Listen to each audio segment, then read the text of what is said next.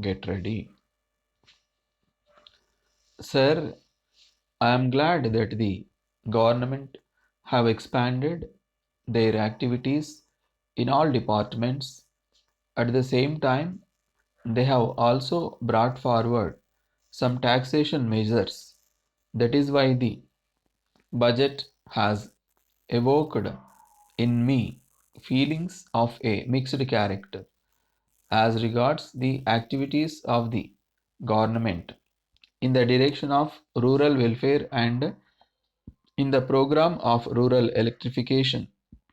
I think the progress made so far has been very good, but the leader of the house has said while introducing the budget that we have practically gone to the end of our water resources. It is necessary for us to increase the yield from the land by the use of chemical manures and by irrigation. We should no longer depend upon our neighboring states for rice for the purpose of achieving our object in view, namely intensive cultivation. It is necessary that rural electrification works all over the state should be carried out fairly quickly. We must try to use the subsoil water in the villages for the purpose of cultivation, but for hydroelectric projects, we must have regular supply of water.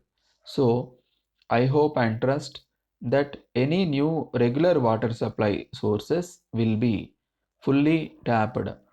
I do hope that the government will take into consideration what I have said and do whatever is necessary. I have no doubt that education is one department in which the government have made great advance. In this connection, I would like to know whether we are getting a good return for the amount that we are spending on university education. The university is turning out graduates every year, but we find that most of them are unemployed. I think it is a very serious problem.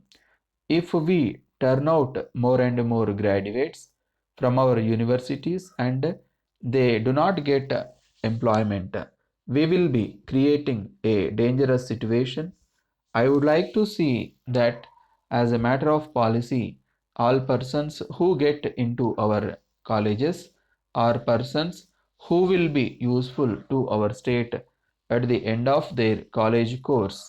As regards the administration of justice, I want to say a few words. I feel that there is no necessity at all for more money being collected from the litigants at the present moment. It is not just a fair to take up the question of revision of the court fee now. I appeal to the government that the revision may be postponed for the time being.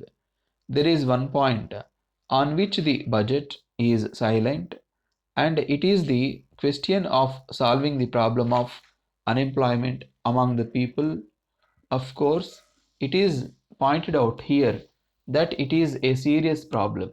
I know that the central government give some money for tackling this problem. They have suggested the opening of single teacher schools all over the state.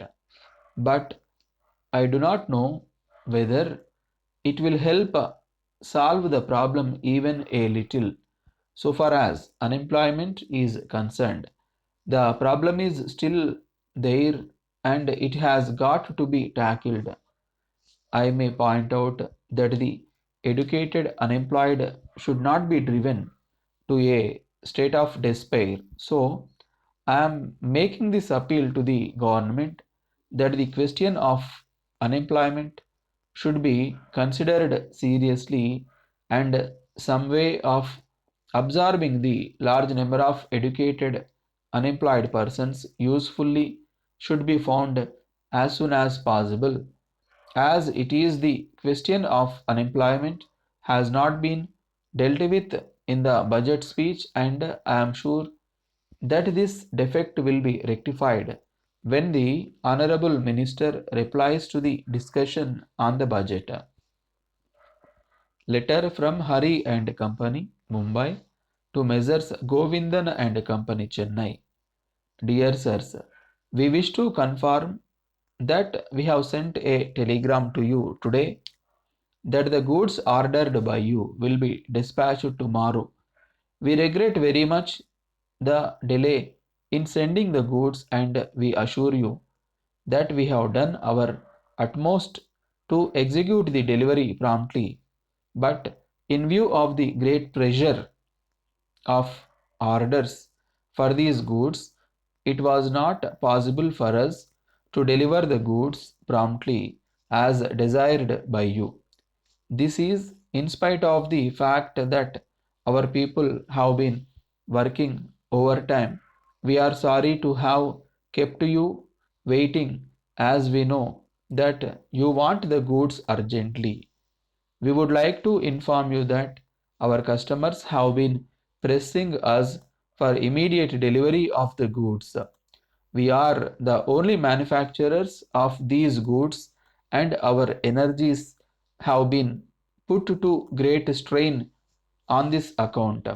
The demand has also been very heavy, and therefore we have not been able to deliver the goods on time. We hope and trust that this explanation will convince you of our best endeavors to fulfill your esteemed order as expeditiously as possible. We rely upon your leniency in the matter of the recent delay. We take this opportunity to assure you that your esteemed orders will at all times in future receive our most careful and prompt attention. Yours faithfully,